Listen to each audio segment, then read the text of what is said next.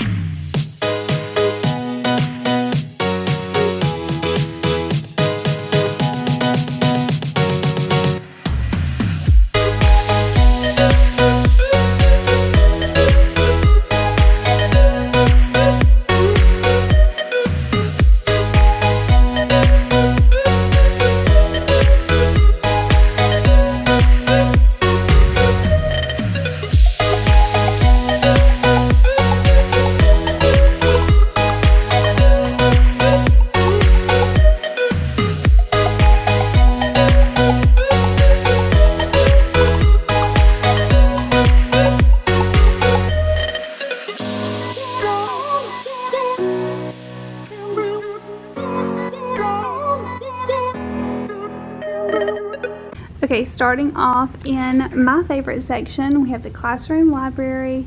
I have two big rugs that I put together to create sort of like a rug area and then comfy seating for the kids.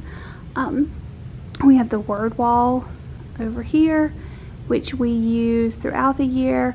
I color code the words depending on what kind of words they are. We have like academic vocabulary and vocabulary words that we use each week, and then character traits, so I color code those each time so that the kids can easily find them when they're looking for something on the word wall. Then we have all of the books, which are not organized right now. They're just there. Hopefully eventually they'll get organized. If they don't, it's okay, but they're there anyways. Then we have the read aloud area. I have my chair that I sit in to do read alouds. Right next to it is our check-in and check-out system. I will leave a link down below for the video that I have that explains how I use these in my classroom for the kids to check in and check out books. Then we have our classroom book a day board. So each day of the week is up there, and I will put the book covers that we're reading that day on each square. These are the week 1, week 2, week 3, and week 4 favorites. At the end of each week, the kids are going to use a sticky note and they're going to write down their favorite book from the week that we read, and they're going to tell why it was their favorite. That's the plan anyways. Then right here we have picture book storage, which I'm not happy with, but it's what I've got right now. I don't think it's going to be easily accessible for the kids. I'm gonna have to find out another way to do this, but for right now, that's where they're at. Over there we have more. We have bring back baskets here, so when the kids check in a book, they put them here, and then at the end of the day, the classroom librarian puts the books back in the proper place wherever it goes. That prevents all kids from being in the classroom library and just moving books around and putting books back where they don't go. So those come in very handy. We have more picture book storage here. Eventually when we start to read picture books, that's where the ones that we have read will go. Of course, we haven't read anything right now because school hasn't started. So right now I just put random books, but once we start to read the picture books, after we read them at the rug, they will go here so that the kids can see them and find them and reread any that they would like. Right here we have the genre board. It eventually becomes interactive, and we list the different books based on their genres, which the kids already do this with their genre notebook, but it becomes interactive once we get going and we read different texts. Right now I just put some of the genres out so that the board wouldn't be bare, but it will change as the year goes on. Then I have my meeting board here. So we learn a new trait, root, and idiom each day. We have the focus standard, the objective, today's agenda, where I list what we're doing that day.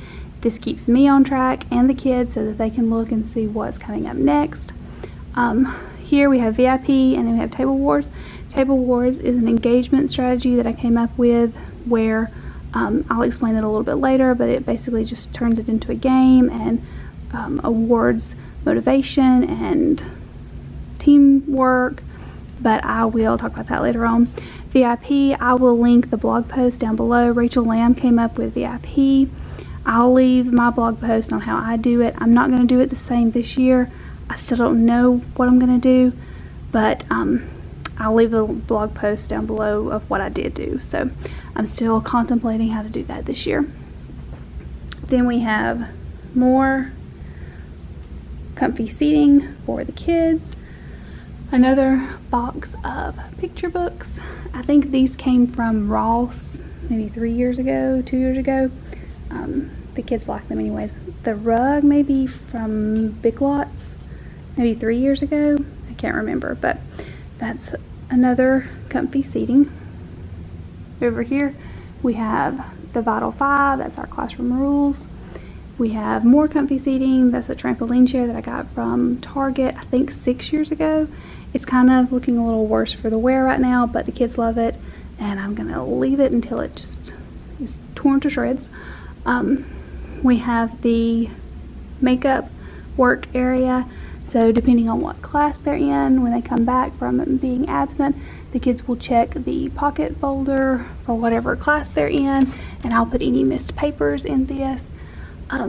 It doesn't work great, mostly because I'm bad to not remember to put stuff in, or lots of times we don't do stuff that is on paper, like we've done a Nearpod or something in Google Classroom, so it's not the best system, but for paper work, it works.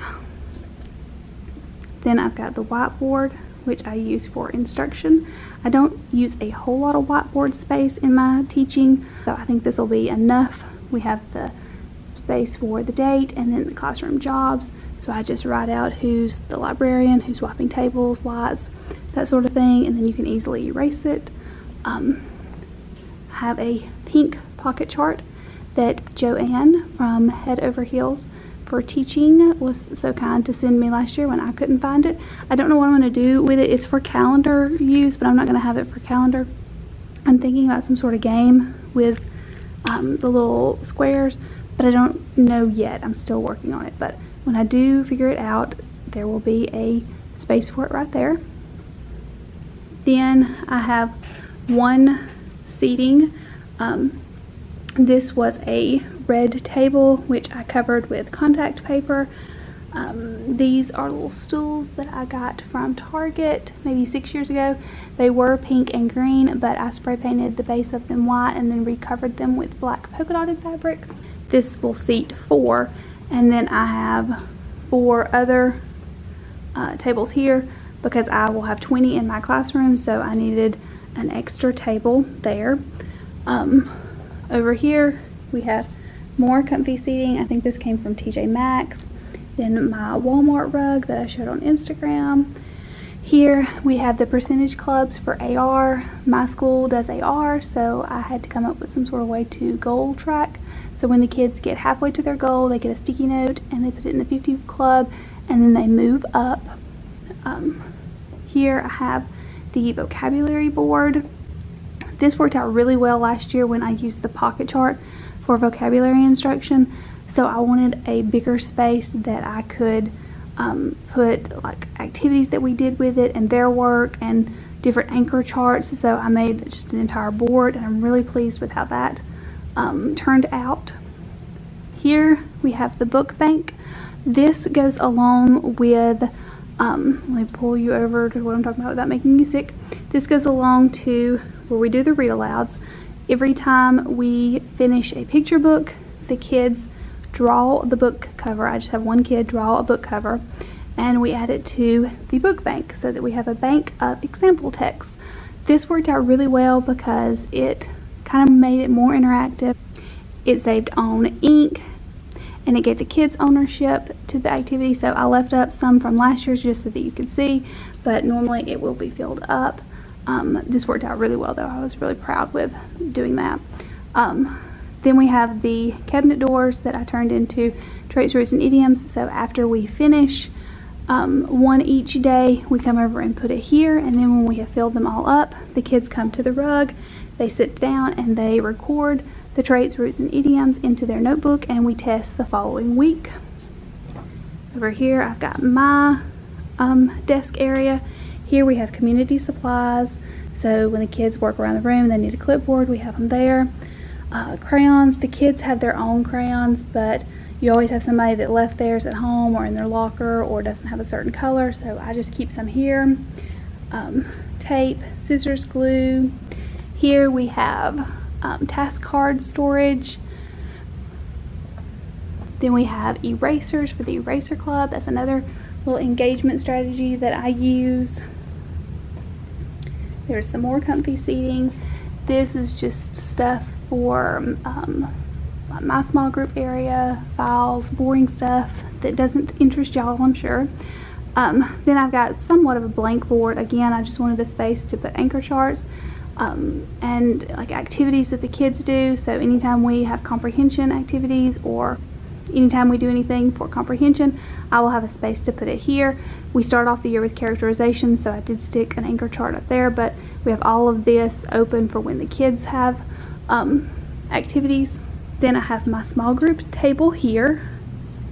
Above the small group table is our evidence board. Normally I put all the evidence posters up, but that sometimes confuses the kids and they use the terms incorrectly. So this time I simplified it and I did the 5 easiest to use, and I did an example for each, which I like this better, and I hope it is easier for the kids to understand it this way, hopefully anyways. Then we have more comfy seating here. These are dog beds from TJ Maxx. They work out really well for comfy seating in the classroom. Then we have story element posters and parts of speech posters that the kids always can refer back to. Then we have another just blank board that I can use to fill with student activities or with anchor charts as we learn different things. There's another trampoline chair. Then we have the Chromebook cart. Every one of my students has their own Chromebook. So this is where we charge them in the mornings. They come and they get their Chromebook. They take it to their seat. They each have their own Chromebook bag because we are departmentalized, so they bring the Chromebooks to each one of their classes using their bag, but that works out really well.